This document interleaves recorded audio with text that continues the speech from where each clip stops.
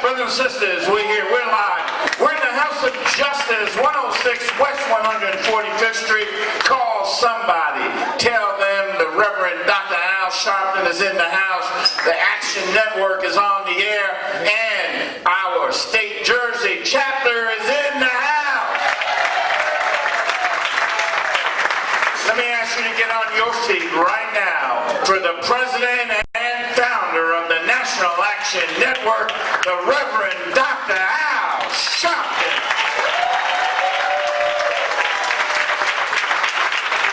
No justice. No justice. No justice. No justice. What do we want? What do we want? What do we want? When do we want it? When do we want it? When do we want it? Hug the person next to you, tell them you love them. Keep on running. Soldiers, yeah. Keep on working.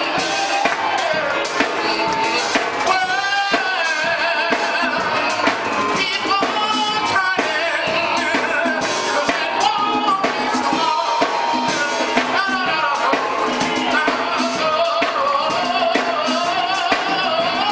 So many things try again. My last time I got to hold hand. I'm so glad I know what I wanna keep on trying till I reach the highest mountain.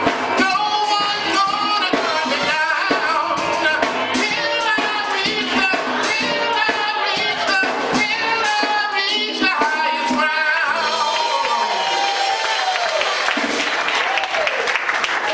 Certainly we're happy to be with you another Saturday morning for the Saturday Action Rally. For you that are here live in the House of Justice, 106 West 145th Street in the Village of Harlem.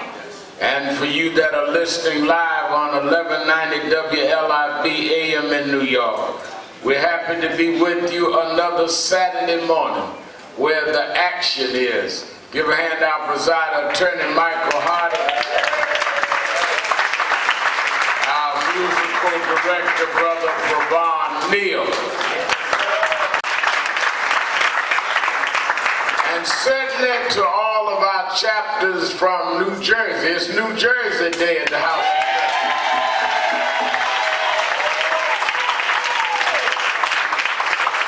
We're excited as I was pulling up all these buses from New Jersey.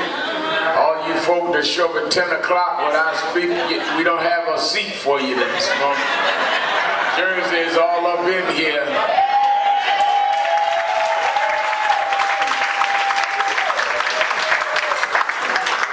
Let me also say how important it is to us, the chair of our New Jersey State Chapter and National Board member, who has, in my opinion, no peer in these times of pastoring and teaching and leading, and that is, of course, the pastor of Metropolitan Baptist, Reverend Dr. David Jefferson.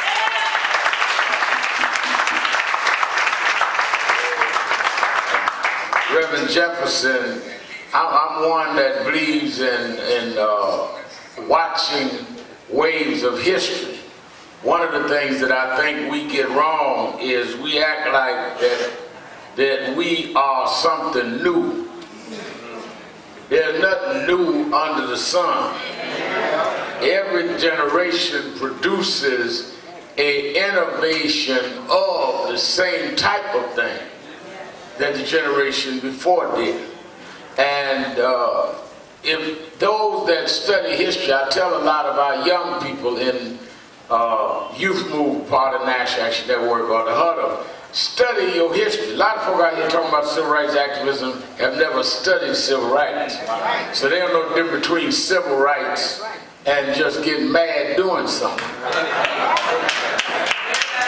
If you study civil rights history, there was in the 60s a man in Philadelphia, Reverend Leon Sullivan, And Reverend Sullivan pastored Zion Baptist, but he also built OIC, but he also had built Progress Plaza. So he was one of the first to combine entrepreneurship, pastoring, and civil rights. It was Reverend Sullivan's concept of not buying where we couldn't get jobs or not be on boards or not participate. That concept that Reverend Sullivan got, show you how you got to connect history. He got from being in Harlem, where he was an assistant pastor to Adam Clayton Powell at Abyssinia, when Powell led the Harlem boycotts around doing that in the 30s and 40s. So Sullivan left Abyssinia, went to Philadelphia, Pastor Zion brought that there. Dr. Martin Luther King saw what Leon Sullivan did, and out of that formed the Operation Breadbasket division of SCLC, which started the boycott and dealing with economic accountability. Eventually, the leader of that became Jesse Jackson, and I eventually became his youth director. I say all of that to say the combination of entrepreneurship and pastoring and activism that Sullivan did in that generation is what David Jefferson does in this generation.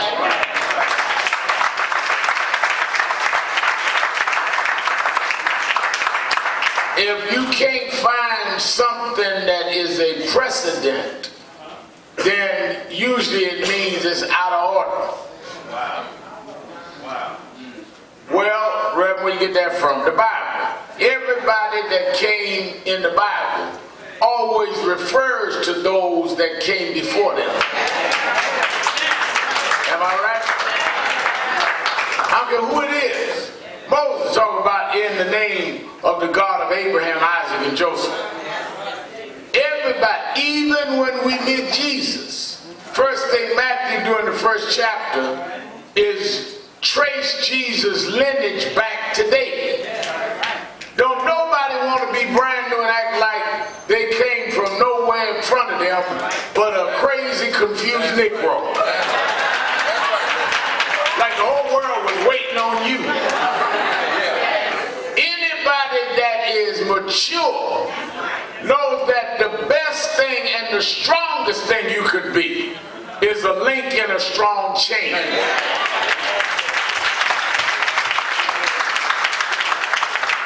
But everything, whether it be positive, negative, good, bad, your cup of tea or not, everything has precedent.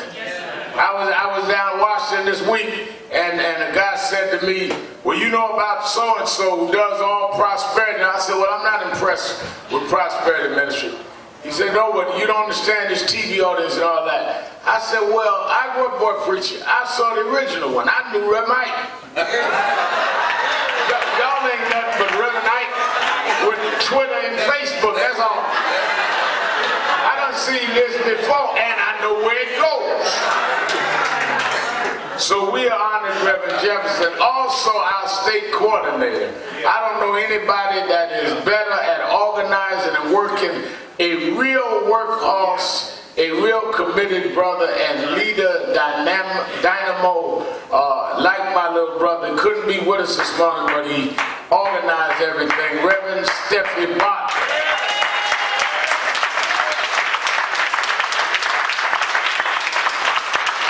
And we love him, and he is the fuel for New Jersey. Like I said, he had to be somewhere else this morning, but he sent the Mrs. First Ladies here, and church is here. And on our chapters from Newark and South Jersey and Asbury Park and East Orange and Irvington, Patterson, all of them are here. Give them a big hand.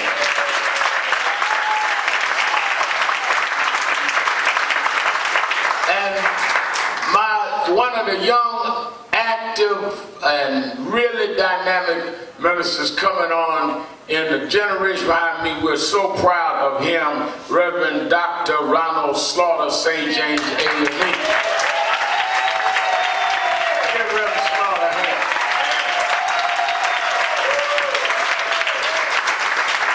Now I want Reverend Slaughter to know that it is true that we're celebrating next year our 25th anniversary and big convention and all. But I have not left Nan yet, getting up here preaching and carrying on like they looking for a new president. You, Pastor St. James, I'm still leading up over here.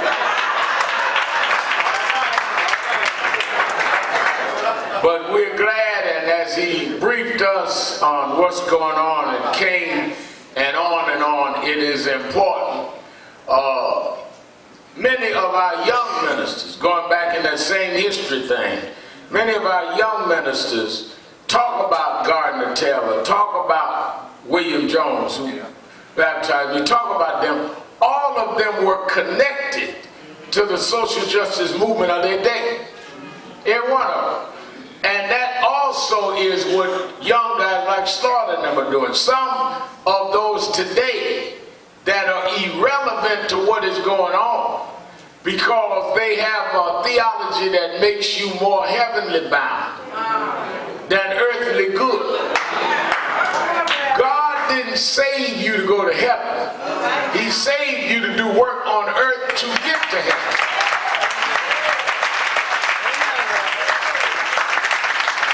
I meet folk all the time. I go to preaching at churches. People talk about, soon I'll be done with the troubles of this world. I'm going home, get my rest. Rest from what? You got to do some work to get some rest. Most of y'all been resting down here. So I'm proud of Reverend Slaughter. But let me say that as long as there is a New Jersey, and as long as we are around, we will never see anyone of the likes of Reverend Ron Christian.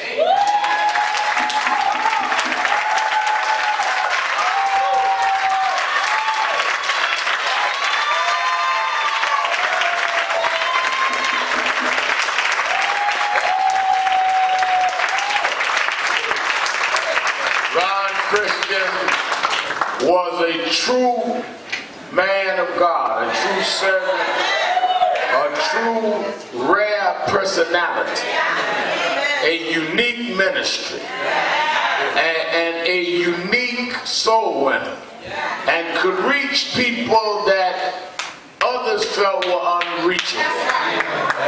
And he was like my little brother, and we will never ever let people forget what he has meant to us and for us.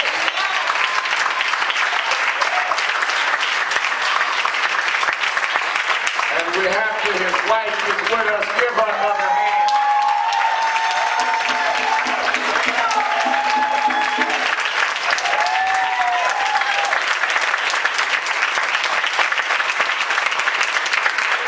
Let me say this, and I want to say this while I'm on the air, so they can hear us all over Jersey. We are with her, is Ron's wife. I tell her what I used to tell him. That all you got to do is call me, I'm there. I am not going to sit by and allow people to disrespect his wife.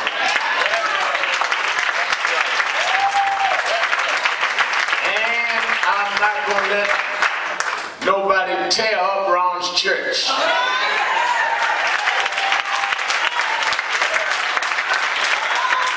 All this posturing and ego tripping.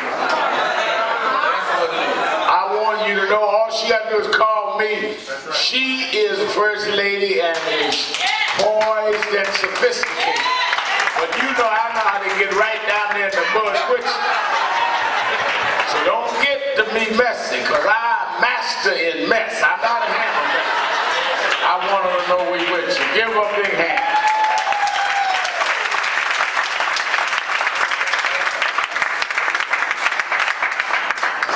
Let me, by way of announcements, remind you tomorrow morning, 8 a.m. Eastern Time, Central Time for you around watching live stream around the country. Watch Politics Nation with Al Sharpton, MSNBC. You're going to want to see this show in the morning I'm going to do. And then we come on right after that on FMs around the country on radio. I do the TV at 8 to 9 and the radio 9 to 10. but turn on MSNBC in the morning. Let me say, did I acknowledge Attorney Harden? You know, he's getting old, he might have forgot I acknowledged. I acknowledge. Also, we are always glad every week the family, the mother and widow of Eric Garner with us again.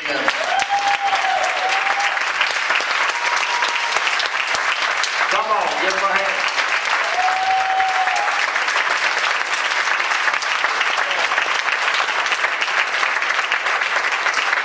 And as you look at all of our Jersey chapters back there, Jersey City and so forth, they have all marched and stood up for the Gardner case. And and Gwen has been going to Christian Love and worshiping.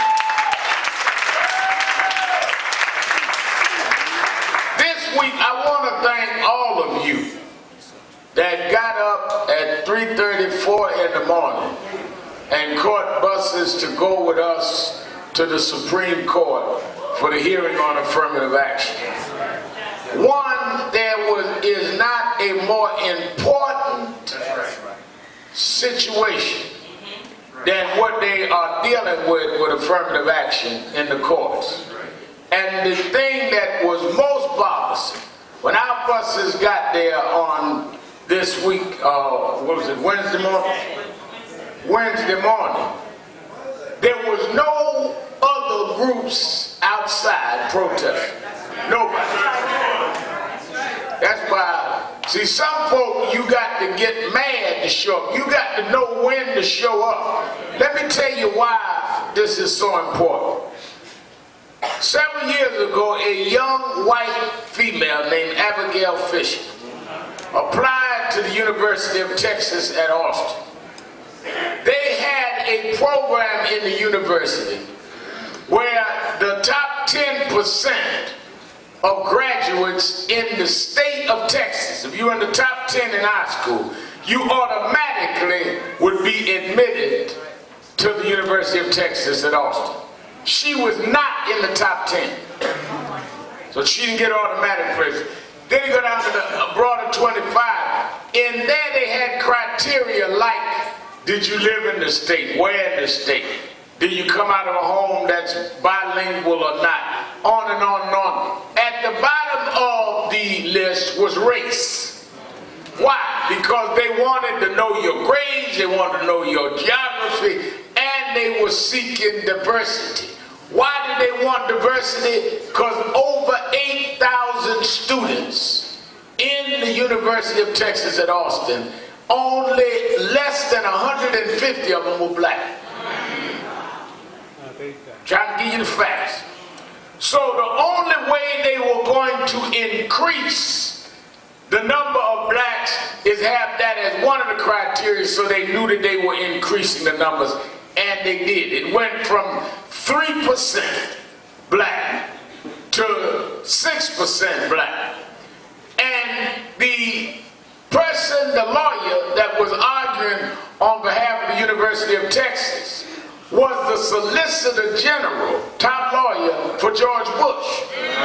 We ain't talking about no liberal now. This was a straight up conservative that said that this is not only good for blacks, it was good for all of the students, because you cannot have an educated student that does not have a diverse kind of environment and knows how to work and grow and deal with others. It is the best thing for all of us. They gave her a hearing in the Supreme Court, ran it all the way up to the Supreme Court. The district courts ruled she was wrong. Now, why? On the merits, they said she's wrong. She said she was denied admission to the University of Texas at Austin, Abigail Fisher, because she was white. And because of this one clause about blacks, or this one statute about blacks. They said, no, that's not true. You didn't make the 10% cut in the first place. And you were not discriminated against because you was white. And your marks were not what you say. This is what the district court said. They brought it all the way up to the Supreme Court anyway. I was there 3 years ago when they argued the case. Wow. Supreme Court, Reverend Jefferson, came back and said, well, race cannot be the determining factor, but it can remain a factor. She goes back in the court, and by some strange occurrence, they decide to hear it again.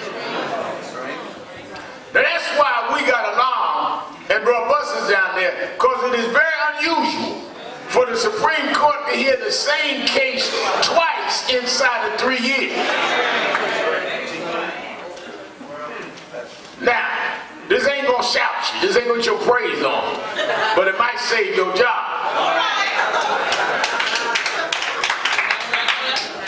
Now, the only reason that you would have a case that you already heard back on the calendar within 3 years is some judge or judges on the court wants to change the ruling that they did before.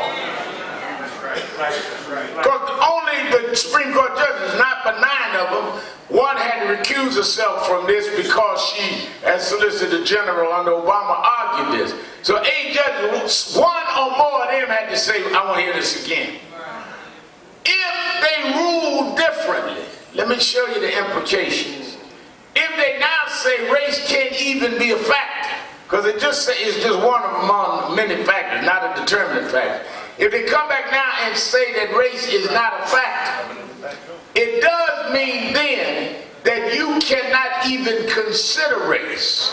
Because if the Supreme Court says that it is unconstitutional then to consider race.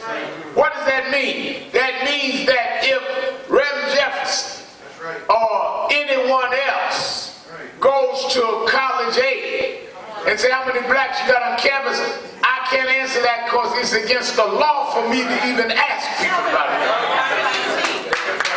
You will end up with all white colleges again. But don't stop there. Because if they get that as law in education, then corporations will do the same thing, Reverend Slaughter. They will cite this decision to say we can no longer have a goal of inclusion with contracts and jobs. They can have all white employment. You can't even ask him how many blacks you got because it will be against the Constitution. You go to the Supreme Court to set precedent. That's why we were down there. This is dangerous. And this threatens all of us. Many of you are working right now because they had to show diversity where you work. If they no longer have to show it, many of you will be out. Many of you get contracts right now. Wasn't like nobody came and volunteered to include you. We had to fight to get these programs.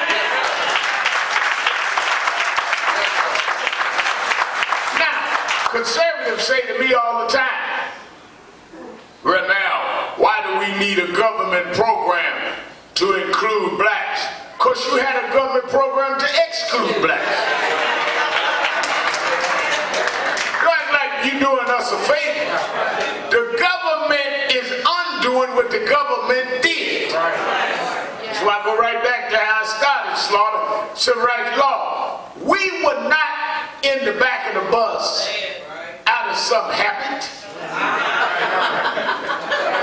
We were not drinking in the colored water fountain out of some southern custom. It was government law. They arrested Rosa Parks because she broke the law. So if we by law couldn't go to certain schools, couldn't have certain jobs, couldn't have certain contracts, when the law changed, you had to have an affirmative strategy to make up for what you had blocked us by law. If the government hadn't done it, the government wouldn't have had to repair it. Well, let me run you right back into an example. If I'm a thief and take your money, and they find me and say I'm a thief, they can say you will go to jail for robbery and you must make restitution. Am I right? Affirmative action is restitution for government-sponsored institutional racism.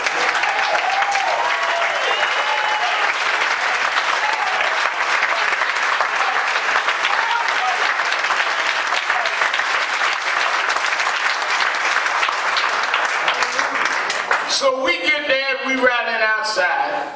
We reserve 2 seats in the hearing. So we wait up until all 8 judges sitting up there, and Attorney Hardy and I come in. They sit me on the second row. I'm looking right at them, and I know the arguments, pro and con. The president, to his credit, sent Attorney Eggleton, who is the general counsel of the White House, and Valerie Jarrett. Unprecedented for the president of the United States to send his top people over, but to show his support. And halfway through the hearing, Justice Scalia, sitting about as close to me as Stephen Marshall, said what he said. A lot of y'all heard it. I brought the transcript. I want y'all to hear what this man said. Because somebody called me on my daily show and talked about, well, no, he didn't really say. I'm going to read what he said. Scalia said, quote, I'm reading from the transcript, you in Radio Land. He says, there are those who contend that it does not benefit African Americans to get them into the University of Texas, where they do not do well, as opposed to having them go to less advanced schools,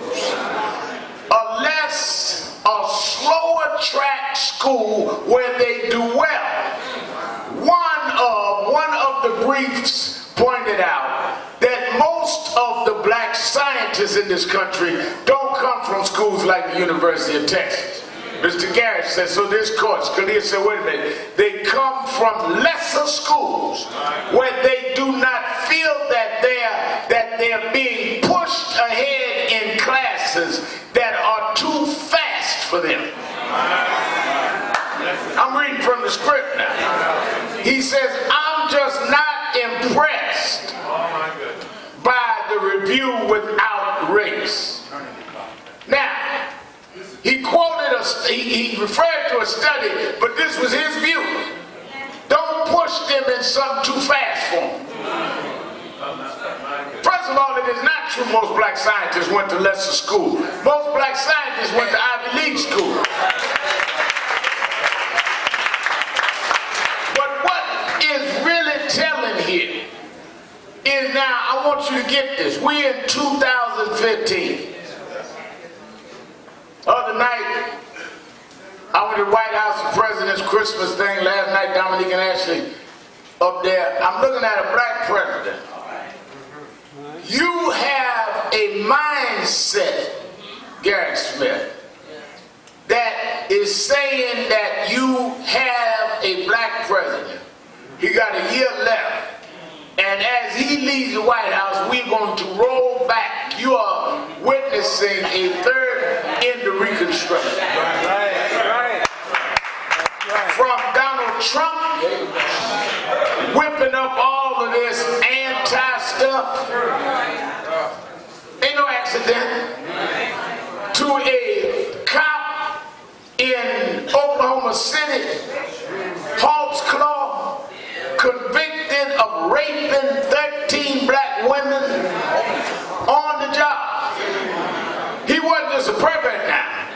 He understood that black women of a certain ilk in his mind would not be believed. So he wanted to get black women that were street, or nobody would believe them, profiling and raping them. That's right. As a officer. All of this at the same time. Black students on campus is talking about they've been called the N-word. And then you got a Supreme Court justice saying, don't worry about them calling you N-word dormitory, because I'm getting ready to try to rule where you won't even be in the dormitory. In the middle of all of this, we run around Jefferson ego tripping about who is up front rather than what we're facing. We are looking at a backlash that will revert everything back to pre-Obama, pre-Dr. King days if you are not careful. Justice Scalia's comments ought to be resisted. Yes, sir. They ought to be fought. He ought to be asked to recuse himself from the vote based on he comes to the decision with a biased view. Scalia should not even be allowed to move forward on this vote.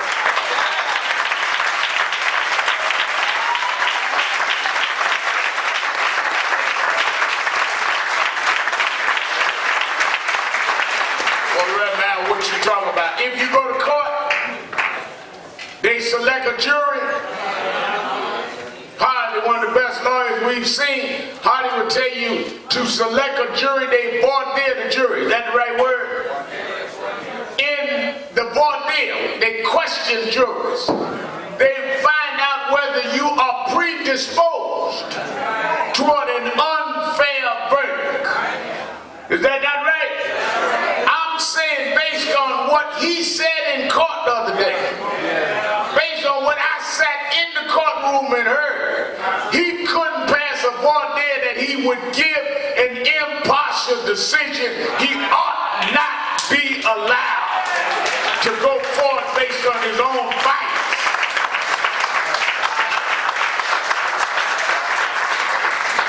I'm speaking on Wednesday night at the National Conference of Black Churches.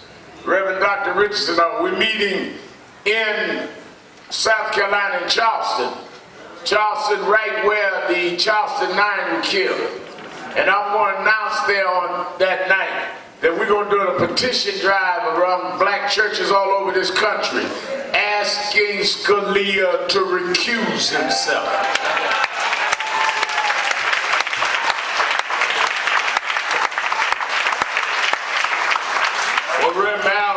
It ain't likely he recused himself. But history ought to say we called it, and the other 7 judges ought to know that if you get up there with that foolishness, people are going to point you out. He may not recuse himself and vote, but it won't be because everybody won't know what he did and where he's coming from.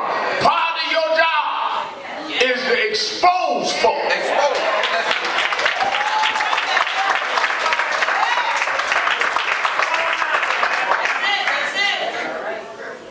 Just like our chapter leader in South Carolina, Elder James Johnson, down there dealing with the Citadel situation, where you got cadets in the Citadel dressing up in Klan uniform. Yeah, right. And James Johnson and them out there leading that, exposing. A lot of fights that we've done was to win, others was to expose. Because you do not gain anything until you expose the wrong. Now, I didn't learn that in Brooklyn College. I learned that because I grew up in the hood. I grew up in Brownsville. And we had roaches. I know some of y'all New Jersey live out in the suburbs. Y'all know about the roaches. And y'all that do ain't gonna admit it. But we had roaches. We had all kind of roaches. We had flying roaches. Slaughter, you don't know about it. We had roaches get to the edge of the table and just fly off. And people here have heard me tell the story. My sister didn't believe we had roaches. I went in the kitchen one night walking through because you had to go through the kitchen to go to the little bathroom. And I looked, all the roaches was on the table. I ran back and told my sister, I told you we got roaches. come here. She said, boy, leave me. I said, come on. It's about 12 midnight. We had to get up and go to school. I dragged her out of the room. She stumbled into the kitchen, popped on the light, no roaches.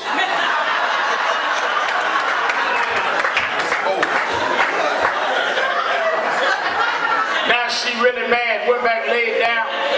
She wanted to all but fight me. I'm real confused, couldn't figure it out. I'm scratching my head, Jefferson. I go back in the kitchen, the roaches was there. I run back in the back, Cheryl, I'm telling you, I cut the light back on. I saw roaches was there. Brought her back in there, no roaches. Now she ain't speaking to me, don't bother me. And I figured that thing out, Jefferson. Every time she came in the room, we cut the light on. And roaches run when you cut the light on.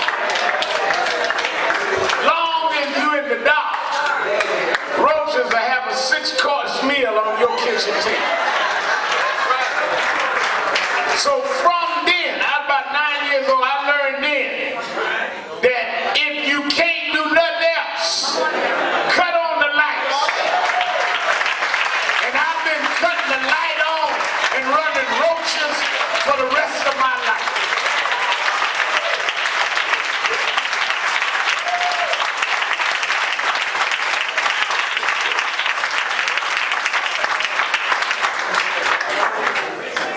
We're facing times that we got to keep the light on. Look at Chicago. Yeah. Man shot in the back by police. They videotaped our chapter there and our youth moved there as part of the protest about the man. Now let me get this right. They're having an election. The election is imminent. This happens late October. The election's gonna be the March. They say, well, we're not gonna put the tape out. They hold the tape. They say, well, the man and the folk up at the top didn't know it was on the tape. Okay. But the thing that don't make sense to me is then why did you give a $5 million settlement to the family and get the family to agree that you shouldn't release the tape unless somebody saw the tape and said it's worth settling this with $5 million? You gonna tell me, Mr. Mayor, that you signed up on $5 million and didn't know why you were signing up? Now mind you now, he closed 50 public schools, saying they didn't have no money, but they had $5 million to get his family. And let me tell you something worse than that, Esau. They gave the family $5 million when the family never sued the city.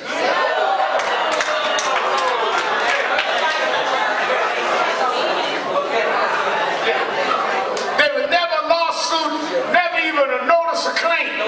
So you gonna go give somebody $5 million that didn't ask for it and tell them to hold the tape, and they agree to hold the tape. Then we find out the young man McDonald was a ward of the state. Wasn't even with the family you paid. I'm telling y'all what time it is. I'm cutting on the lights up here.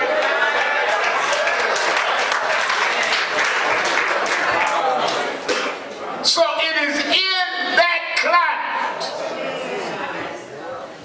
that you got a Supreme Court judge sitting up on the bench making a decision that will be part of law for the rest of our lives, saying, well, the problem is it's too hard for them. Right. Let them go to lesser. How do you define that? School. Now, by the way, black colleges and community colleges ain't lesser to me, but it's lesser to them.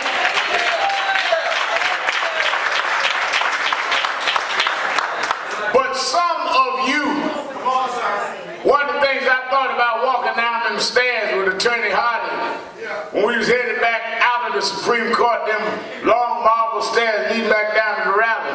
I thought about all of you new Negroes. Pootie Tootie. That said, why do we need black colleges?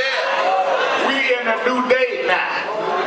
Well, they get ready to run you out of these new day universities that we ran you in. Now you're going to need Hampton and Howard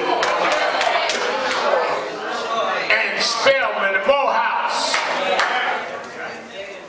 You thought when we was raising hell it's because we wasn't qualified. No, we was raising hell because they were not considering your qualifications.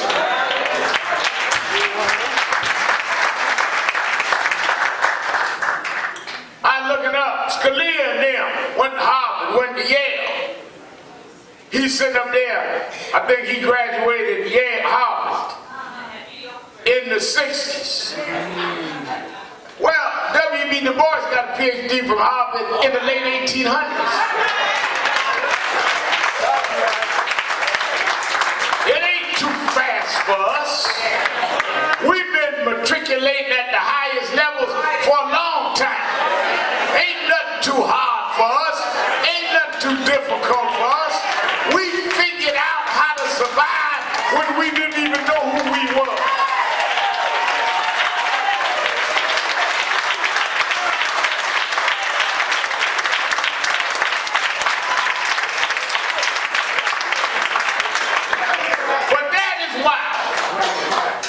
They're trying to break down and disconnect, Lord, our community.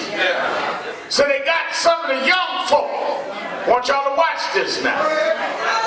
They got some of the young folks saying the problem is not institutional racism. The problem is not those that disenfranchise you. The problem is your elders. So they fight their mamas and daddies rather than fight their enemies. I remember a couple weeks ago, I sat downtown, young artists, hip-hop artist, rapper, was in the same place I was at. And he came over and spoke to me, and I spoke to him. He said, you know, Reb Al, I respect you even though we have differences.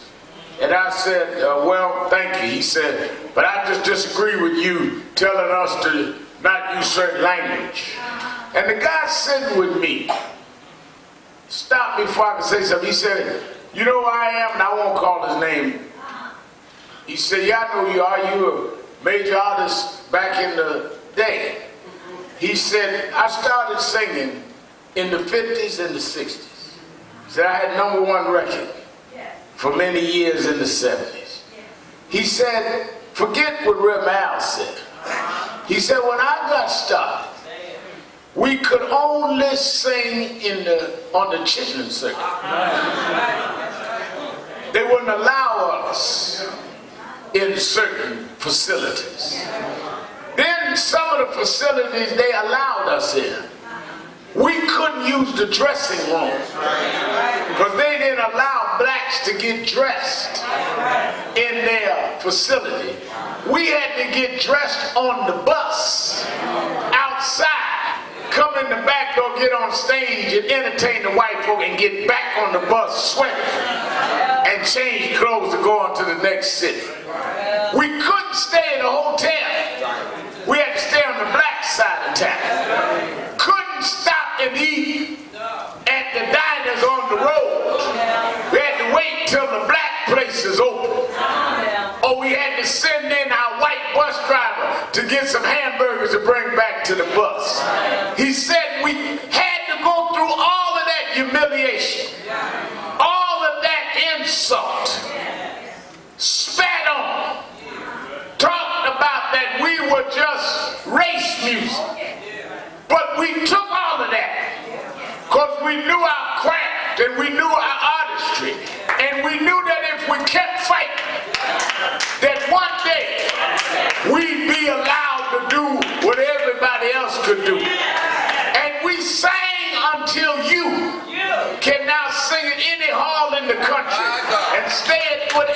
hotel you want and fly wherever you want in your own private jet.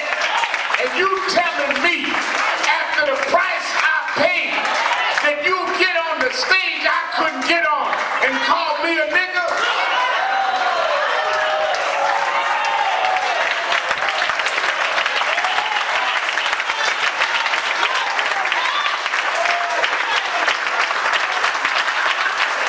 All I went through for you and the thanks I get is you call me a nigga. Not my enemy, not my adversary, but the child I made a way for. A child that got what I never got. Amen, brother. And you gonna let them use you to disgrace me.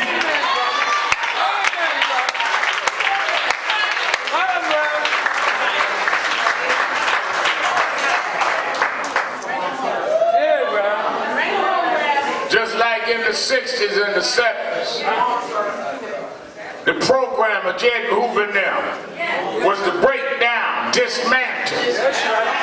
Dr. Marcus Bright dismantle black leadership and black organization. Was that not the plan? Well, now they're using young folks saying we don't need black organization, black leadership. Doing the Hoover plan. That's right. That's right. Since when? If we didn't have black organization, where does Ms. Garner go? Where does the Students Fighting Affirmative Action go? Somebody got to be stable and present so we can keep on fighting. And the most painful fight is to have to fight your own children who ought to be continuing to fight rather than turning the fight on you.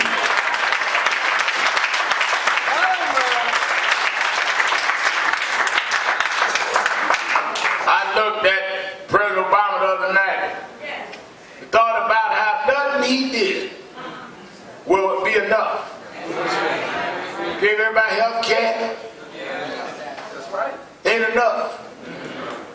Millions of people insured, never was insured. I'm talking about black folk with high blood pressure and still eating pig feet.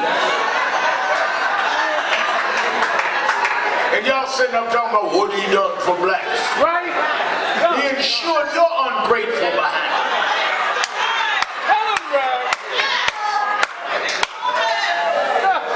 Never enough. But that's why it runs you right back into your faith law. Because if you fight and you labor for the world to give you credit, you already got your reward. But I'm not fighting for the tabloids to give me credit. I gave up a long time ago on those in power to give me recognition.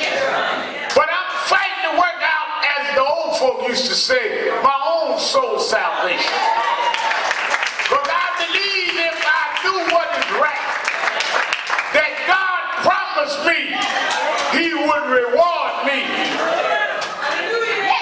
If you be faithful over few things. I know you're going to face temptation, but if you're faithful over a few things, I know they're going to talk about you and backstab you, but if you're faithful over a few things, he'll make you ruler over many.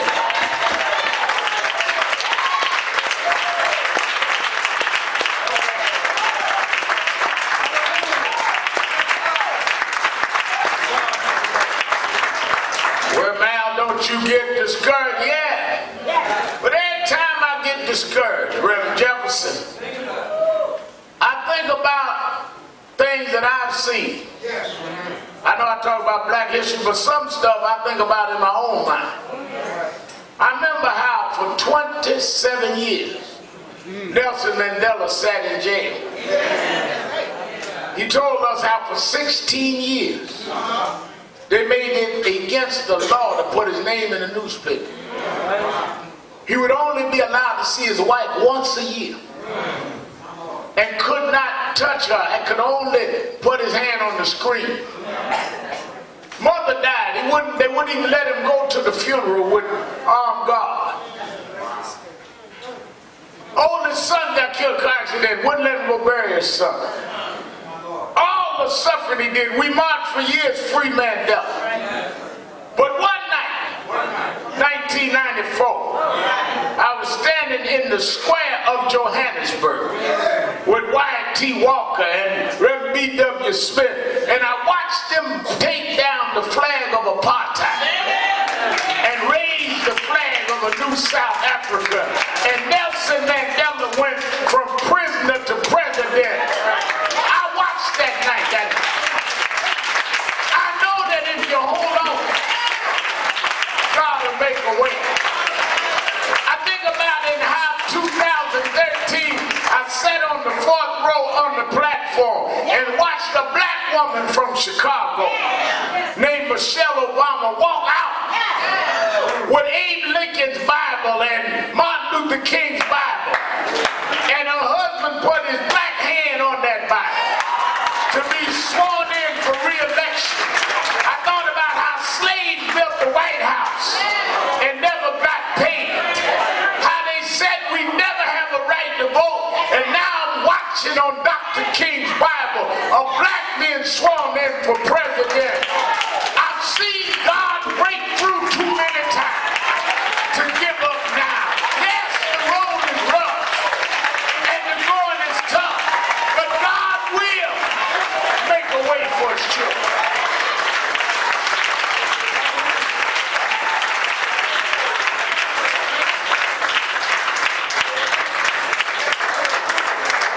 I remember when I was in school, and I'll let you go. They had us do a play in English class called A Raisin in the Sun. And in that play, Lorraine Hansberry had this poem, Mother to Son. And sometimes some of y'all, I thought about this with this Ivy League school debate. Some of y'all forget that the generations ahead of us took so much more than what we got to take. You talk about how hard it is for you sitting up in your cubicle at work making decent money. But think about what your mama and your grandmama and your great-grandmama went through. She wrote this poem, Mother to Son. She said, well, son, I'll tell you, life for me ain't been no crystal stair. It had tacks in it and splinters and boards torn up and places with no carpet on the floor. Bad. But all the time, I've been climbing and reaching landings and turning corners and sometimes going in the dark where there ain't been no light. So boy, don't you turn back. Don't you sit down on the steps because you find it kind of hard. Don't you fall now, for I'm still going, honey. I still climbing, and life for me ain't been no crystal stair. I come from a people that never had a backwind. We always faced the headwind. We had to make it off of nothing, but somehow we made it anyhow. We were kidnapped and captured, stripped of our names, stripped of our families, stripped of our dignity. Didn't know who we was.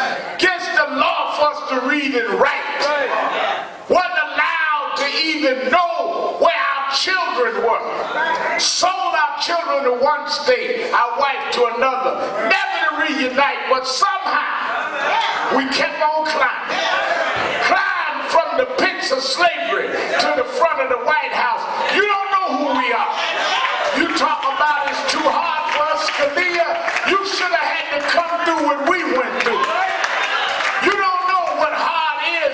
We made it anyhow. No matter how hard y'all put on us, we kept on climbing, because there is a God that Grandma used to call on when nobody else would hear her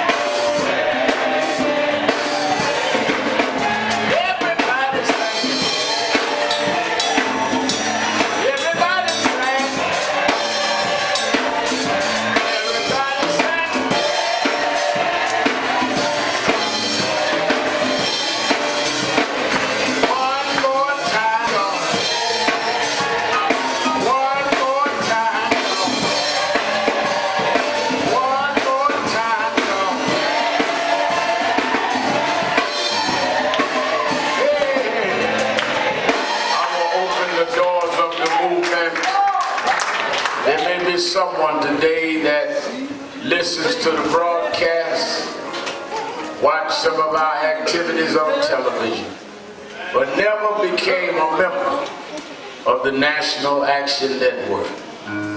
If you want to be part of this ongoing family of freedom fighters and play whatever role and function you can, all you have to do is come down either aisle and shake my hand. Let me sign you up to National Action Network this morning. Just come on down right now.